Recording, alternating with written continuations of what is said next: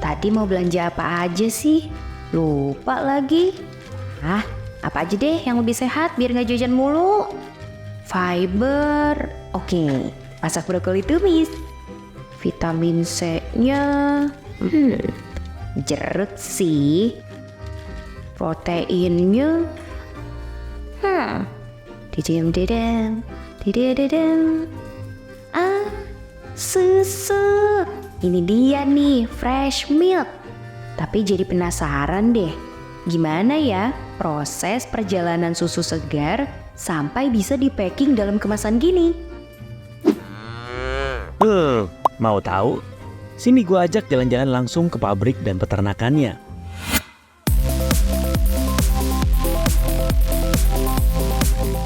Ini kita di Pabrik susu di Kabupaten Subang, Jawa Barat. Ini adalah pabrik susu sapi yang terintegrasi langsung sama peternakan sapinya, alias ada dalam satu kawasan yang sama. Jadinya kesegaran susu sapi bisa terjaga dengan baik ya?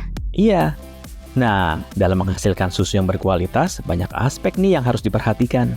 Mulai dari jenis sapi yang dipilih, pemeliharaan sapi, sampai proses produksi dan pengemasannya. Sini, kita intip perjalanan susu berkualitas mulai dari peternakan sapinya. Ini adalah sapi-sapi perah yang paling populer di dunia. Namanya Friesian Holstein dari Australia. Sapi-sapi ini dipelihara sesuai dengan kebutuhan dasarnya, biar tetap nyaman, nggak stres, dan bisa menghasilkan susu terbaik. Kandang mereka dilengkapi dengan cooling system. Wah, ada banyak kipas raksasa. Dan penyiraman air secara berkala khusus buat mereka. Kandangnya juga dibuat luas dan terbuka biar sirkulasi udaranya lancar. Udah gitu, sapi yang identik sama warna hitam putih ini dikasih pakan berkualitas. Namanya Alfalfa Hay dari Australia dan Amerika. Terus dicampur dengan pakan khusus dari nutrisionis. Di sini kami memperhatikan sekali animal welfare atau kesejahteraan hewannya. Mulai dia dari dilahirkan, bahkan ya pedetnya itu harus meminum susu ibunya dahulu. Ya, sebelum dia nanti disapih, ya, dilepas dari susu ibunya. Kemudian di sini kita sesedikit mungkin ya hewan itu tersentuh manusia, karena sebenarnya hewan sapi itu takut dia dengan manusia. Kemudian di sini juga kita ada dokter hewan juga yang memantau kesehatannya, mulai dari vaksinasi, dari kesehatan hewannya, ya, sehingga tidak ada susu yang dihasilkan itu tercemar dari sakitnya sapi.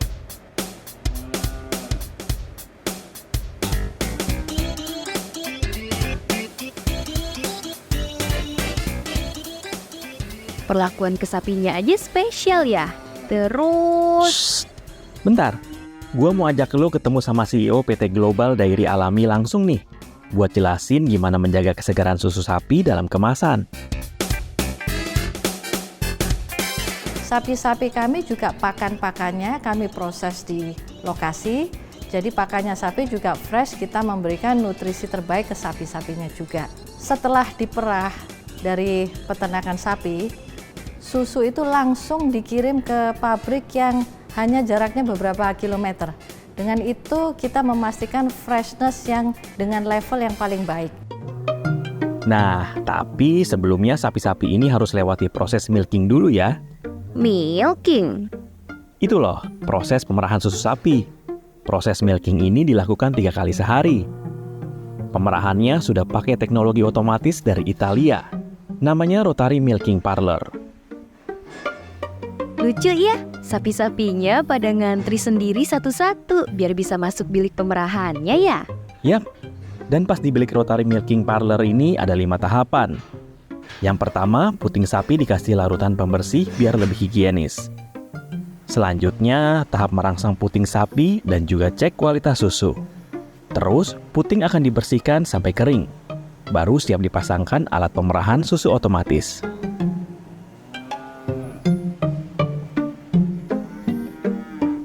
Setelah kurang lebih 5 menit, alat pemerahan susu otomatis akan lepas dengan sendirinya. Setelah itu, barulah puting susu diberi cairan antiseptik buat menghambat pertumbuhan bakteri. Susu yang sudah diperah tadi bakal didinginkan dulu, lalu dialirkan ke truk tangki susu buat langsung dibawa ke pabrik untuk diolah. Sesampainya di pabrik susu, sampel susu harus dicek dulu sama tim QC. Kalau udah oke, baru deh susu dari truk tangki tadi langsung ditarik ke raw milk tank dan ditermisasi. Proses selanjutnya adalah proses mixing, alias penambahan rasa dan bahan lainnya. Di tahap ini juga, susu murni akan diolah jadi susu bebas laktosa. Pengolahan susu di sini menggunakan Japan Technology Processing. Karena itulah susunya tetap fresh, nutrisi terjaga, dan pastinya rasanya enak. Sedangkan untuk susu murni akan melewati proses ultrapasteurisasi. Lanjut, susu yang sudah dilakukan pengecekan secara menyeluruh akan masuk ke tahap filling.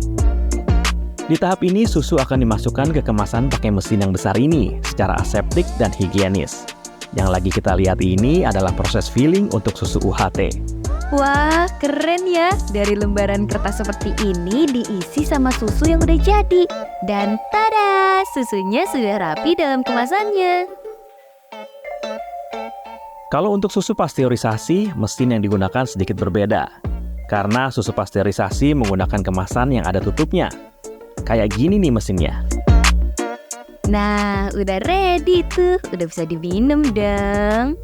Eits, meskipun sudah ready to go, susu ini masih harus disimpan di tempat penyimpanan.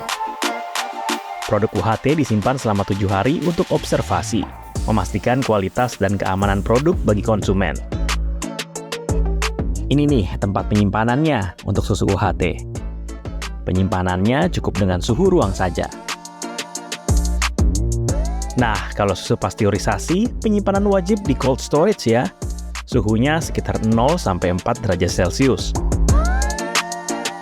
Kalau sudah melewati masa penyimpanan, susu-susu segar dan berkualitas ini siap didistribusikan. Akhirnya, setelah melewati perjalanan panjang, baru deh susu-susu tadi siap kita konsumsi.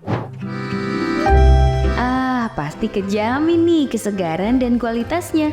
Oke, sip. Stok yang banyak. Sekalian yang rasa coklat deh. Pasti enak juga nih. Ayo, siapa yang berani minum susu sekarang?